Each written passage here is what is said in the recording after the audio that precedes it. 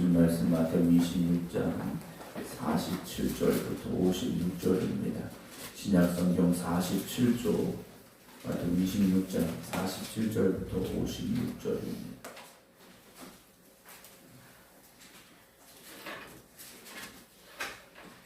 (26장 47절부터 56절입니다) 말씀하실 때 12 중에 하나인 유다가 왔는데 대제사장들과 백성의 장로들에게서 파송된 큰 무리가 칼과 몽치를 가지고 그와 함께 하였더라.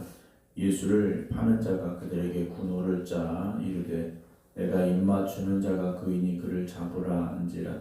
곧 예수께 나와 랍비요 안녕하시옵니까 하고 입을 맞추니 예수께서 이르시되 친구여 네가 무엇을 하려고 왔는지 행하라 하신대 이에 그들이 나와 예수께 손을 대어 잡는지라.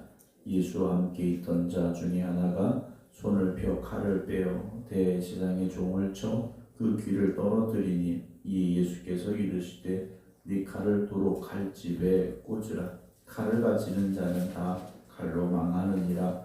너는 내가 내 아버지께 구하여 지금 12군단 더 되는 천사를 보내시게 할 수 없는 줄로 아느냐. 내가 만일 그렇게 하면 이런 일이 있으리라 한 성경이 어떻게 이루어지겠느냐 하시더라. 그때 예수께서 무리에게 말씀하시되 너희가 강도를 잡는 것 같이 칼과 몽치를 가지고 나를 잡으러 나왔느냐. 내가 날마다 성전에 앉아 가르쳤으되 너희가 나를 잡지 아니하였도다. 그러나 이렇게 된 것은 다 선자들의 글을 이루려 함이니라 하시니라. 이에 제자들이 다 예수를 버리고 도망하니라. 아멘. 할렐루야. 오늘 하나님 은혜 가운데 믿음의 길을 걸어가며 주님의 십자가만 의지하는 저와 여러분들을 주님의 이름으로 축원합니다. 이제 주님께서 겟세마네 동산에서 기도하시고 아버지의 원대로 되기를 원합니다 하신 그대로 십자가를 향해 나아가시게 되는 과정, 그 장면을 오늘도 만나게 되는데요. 오늘 47절을 보게 되면 말씀하실 때 12 중에 하나인 유다가 왔다라고 되어 있습니다. 마태는 이 마태복음 마지막에 갈수록 이 가룟 유다를 12 중에 하나였던 자라는 것을 어찌 보면 더 드러내놓고 강조하고 있는 것이 아닐까 생각이 듭니다. 12 중에 하나, 그렇다면 예수님의 제자이고 제자로서의 삶을 살아가야 되는데 오늘 가룟 유다는 반대편에 서 있습니다. 우리가 흔히 말하는 배반을 한 거죠. 주님과 함께 있던 3년의 세월을 내던지고 주님을 팔아버린 사람이 되고 만 겁니다. 가장 가까이에서 3년의 세월을 주님과 함께 했던 이 가룟 유다가 가장 가까이에서 말씀을 들었던 가룟 유다가 주님의 식탁에서 함께 먹었던 가룟 유다가 예수님을 넘겨주고 있다라는 것이죠. 그 가룟 유다가 와서 대장들과 백성의 장로들에게서 파송된 큰 무리와 함께 왔습니다. 이들이 손에 뭘 들고 왔습니까? 칼과 몽치를 가지고 왔습니다. 무력으로 예수님을 잡아가겠다 왔는데요. 48절에는 가룟 유다의 호칭이 바뀝니다. 예수를 파는 자가 라고 그를 부르는 호칭이 바뀌었습니다. 조금 전까지는 그래도 12 중에 하나였는데 이제는 완전히 예수를 파는 자가 되고 말았습니다. 그들에게 군호를 짜 약속을 했습니다. 내가 입맞추는 자가 그이니 그를 잡으라 라고 약속을 했죠. 그리고 49절 그 약속한 그대로 예수님께 나와 랍비요 안녕하시옵니까 하고 입을 맞췄다 라고 되어 있습니다. 입맞춤은 중동에서의 입맞춤은 친밀함의 표시이고 존중의 표시입니다. 그런데 그 약속, 그 존중과 친밀함의 표시를 가룟 유다는 배반의 표시로 바꾸어 버렸다라는 것이죠. 사랑하는 성도 여러분, 이러다가 내가 처음부터 주님을 버리겠다, 내가 주님 팔겠다, 예수님 팔겠다라고 예수님을 따라온 것은 아닙니다. 그러나 어느 순간 그는 변하고 말았다라는 거죠. 그의 입술이 변했고 그의 마음이 변했고요. 오늘 우리도 얼마든지 예수님과 친한 척 할 수 있습니다. 내가 예수님하고 친해 보여줄 수 있습니다. 그런데 우리의 마음이 주님 곁에 머물고 있어야지. 마음은 세상으로 가 있으면서 겉으로만 예수님과 친한 척 우리가 그렇게 살지 않아야 된다는 것이죠. 사랑하는 성도 여러분, 사순절을 보내며 이제 다음 주간 고난주간을 보내게 되는데요. 내가 정말 주님 앞에 가까이 있는 것처럼 보이는 사람인지, 아니면 나를 부인하고 나의 십자가를 지고 주님의 뒤를 따라가고 있는지 돌아볼 수 있는 저와 여러분들이 되기를 원합니다. 예수님께서 말씀을 하십니다. 50절에 친구여 라고 부르셔요. 친구요. 예수님을 은산집에 팔려고 군인들을 데리고 온 가룟유다에게 친구여 라고 말씀을 하십니다. 우리가 만약 그 상황에 이 주님의 말씀을 들었다면 우리 마음에 어떤 생각이 들겠습니까? 우리가 주님 곁에 우리의 마음이 있다면 이 말씀을 들을 때 우리는 회개해야 되고 돌이키겠죠. 그런데 마음이 떠난 사람은 이 말씀을 어떻게 받아들였습니까? 그냥 예수님을 넘기는 사람의 자리에 계속 서 있고 말았습니다. 여러분 말씀을 들을 때, 주님의 말씀을 읽고 들을 때 그 말씀이 내 마음에 늘 감동이 되어지고 때로는 찔림이 되어지고 우리가 그런 마음을 잃지 않기를 기도하시기 바랍니다. 어느 순간 우리는 너무 익숙해져 버려 있을 수 있습니다. 주님이 우리를 부르시는데도 우리의 마음이 뛰지 않을 수 있습니다. 주님이 우리를 책망하시는데도 찔림이 오지 않을 수 있습니다. 여러분들 말씀 앞에서 내 마음이 첫사랑에 빠져있는 사람처럼 늘 말씀 앞에 설 수 있는 그 마음을 잃지 않으시기 바랍니다. 네가 무엇을 하려고 왔느냐 그대로 행하라 하시죠. 이에 그들이 나와 예수께 손을 대어 잡는지라. 51절입니다. 예수와 함께 있던 자 중에 하나가 제자 중에 한 명이죠. 손을 펴 칼을 빼어 대장의 종을 쳐 그 길을 떨어뜨렸다라고 되어 있습니다. 이름을 오늘 마태는 굳이 밝히진 않습니다. 예수님이 붙잡혀 가실 때 칼까지 빼들었고 실제 칼을 휘둘렀습니다. 정말 주님 앞에 충성하고 목숨까지 내어놓은 상황이라 볼 수도 있을 겁니다. 그런데 주님은 그래 너밖에 없다 말씀하지 않으셨습니다. 52절에 네 칼을 도로 칼집에 꽂으라. 칼을 가지는 자는 다 칼로 망하느니라 라고 말씀을 하고 계시죠. 주님께서는 열심히라고 말씀하지 않으셨습니다.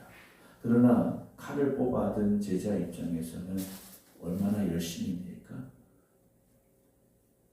예수님을 지키기 위한 열심이었습니다. 그런데 주님은 그렇게 말씀하지 않았습니다. 오늘도 우리가 내가 주님을 사랑해서 교회를 사랑해서 내가 이만큼 열심을 내겠어 또 열심히 하고 있어 라고 생각할 수 있습니다. 그런데 내가 생각하는 열심이 아니라 그 열심이 예수님이 가고자 하시는 길에 합당한 열심인지 예수님의 마음에 합당한 열심인지를 우리가 봐야 됩니다. 십자가의 길과 오늘 칼의 길이 부딪히고 있지 않습니까? 예수님은 십자가의 길로 가셔야 되고 제자는 칼을 뽑아 들었다라는 겁니다. 우리가 예수님을 사랑한다 하면서도 칼을 뽑아든 사람일 수도 있습니다. 내가 지금 칼을 뽑고 있는지 아니면 말씀에 순종함으로 살아가고 있는지 우리 자신을 돌아보기를 원합니다. 너는 내가 내 아버지께 구하되 지금 12군단 더 되는 전사를 보내시게 할 수 없는 줄로 아느냐?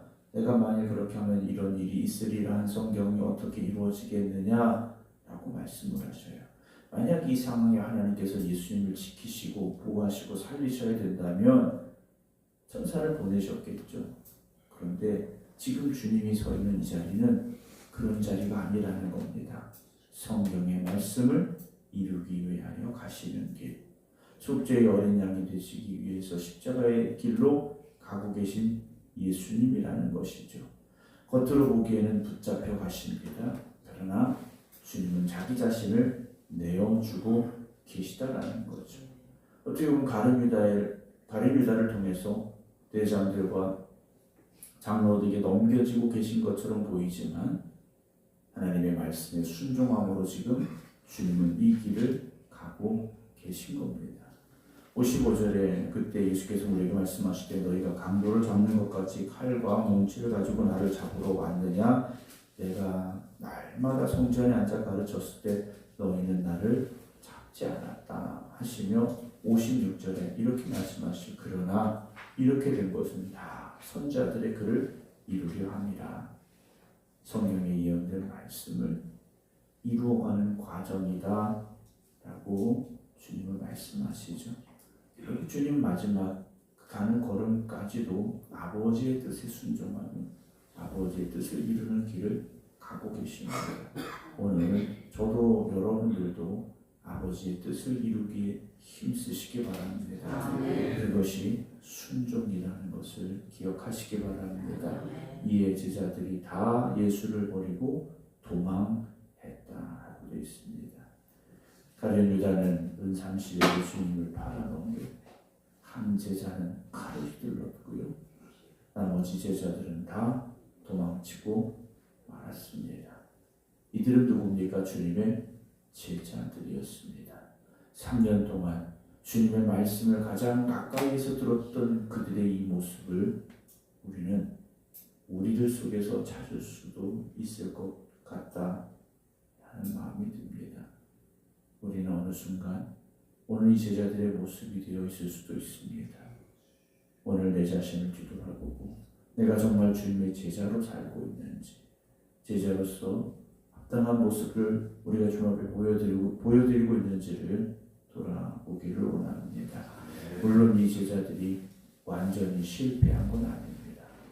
다시 부활하신 주님이 다시 그들을 만나 주셨고 약속하신 보혜사 성령님께서 그들을 임하실 때 그들은 주님이 말씀하신 자기를 부인하고 자기 십자가를 지고 마지막까지 목숨 내놓으며 순교하는 제자들이 되어졌습니다. 오늘도 우리가 가야 될 길을 벗어나지 마시고 끝까지 주님의 제자로서 주님 가신 길을 따라가는 저와 여러분들이 되기를 원합니다. 지금 주님은 홀로 지금 외롭게 이 길을 가고 계십니다. 주님 곁에 서 있는 여러분 되시기 바랍니다. 주님과 함께 걸어가는 여러분들이 되시기 바랍니다. 제자들은 주님을 떠났습니다. 버리고 도망했다라고 기록하고 있습니다. 모두가 다 주님을 버리고 도망할지라도 주님을 부인하고 배신할지라도 그 마지막 끝까지 남아있는 제자가 바로 저와 여러분들이 되어진다면 우리는 주님의 진정한 제자라 말할 수 있지 않겠습니까? 사순절을 보면요, 우리가 지켜야 될 그 믿음의 자리를, 그 순종의 자리를 끝까지 지켜갈 수 있기를 주님의 이름으로 축원합니다. 오늘 10시에 전도 나가게 됩니다. 함께 해주시기를 부탁드립니다. 기도하겠습니다. 사순절 34번째 헌금 안금영 권사님, 오늘도 기도하며 하나님 앞에 힘을 드리오니 하나님 귀한 힘을 기쁘게 받아 주시옵시고 류 권사님의 그 간절한 기도에 응답하시고 역사하여 주시옵소서. 오늘도 저희들에게 주신 이 말씀을 들음으로 때로는 우리의 마음에 찔림이 되게 하시고 때로는 그 말씀이 우리에게 눈물이 되게 하여 주시옵소서. 우리가 가야 될 제자의 길을 지켜 걸어갈 수 있는 결단이 있게 하여 주시옵소서. 우리가 생각만으로 갈 수 있는 길이 아님을 알고 있습니다. 말로만 갈 수 있는 길이 아님을 알고 있습니다.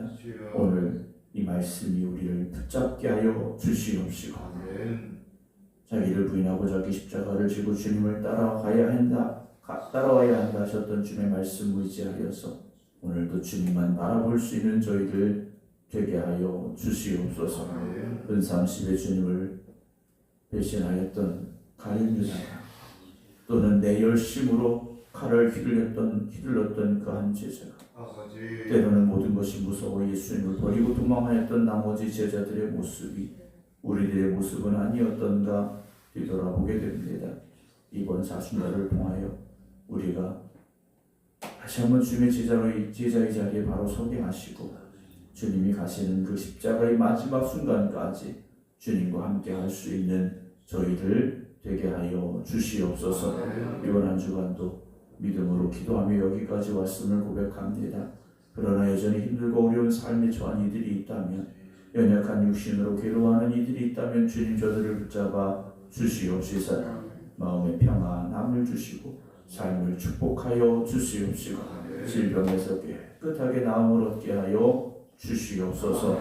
이제는 우리 주 예수 그리스도의 은혜와 아버지 하나님의 무한하신 사랑하심과 성령님의 감동, 감화, 교통, 역사하심이 오늘도 주님의 제자로 주님의 뒤를 따라가겠습니다. 기도드리는 모든 성도들 위해 이제부터 영원토록 함께 하시기를 간절히 축원하옵나이다. 아멘.